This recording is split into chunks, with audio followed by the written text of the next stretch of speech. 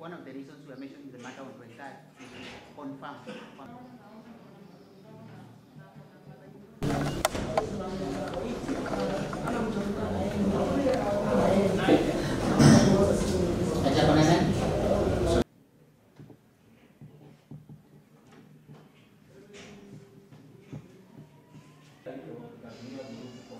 Centered for all of you on both counts.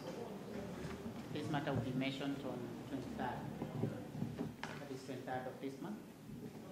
Each one of you will release on account of Kenya shilling 500,000 with one charity of similar amount. James, unasema aje? Mesongea kwa sauti, maybe utoe mask. Hapa mnatanga pia mtu.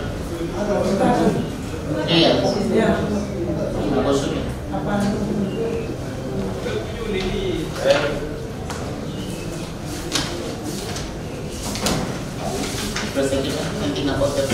Yes, Your Honor, I'm sitting next to the IOPC and he confirms that there when we mention the matter on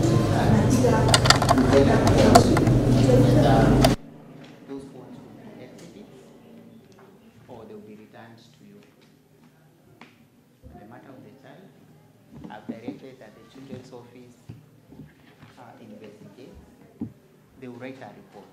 If we find that that child is now without anybody taking care of, we will open a file and we'll make further orders as to where this child should be.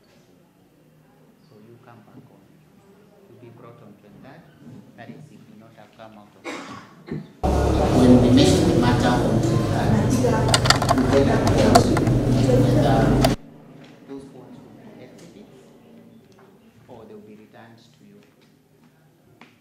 The matter of the child, I've directed that the children's office investigate. They will write a report. If we find that that child is now without anybody taking care of, we will open a file and we'll make further orders as to where this child should be. So you come back on. You'll be brought on 23rd. That is if you not have come out of it.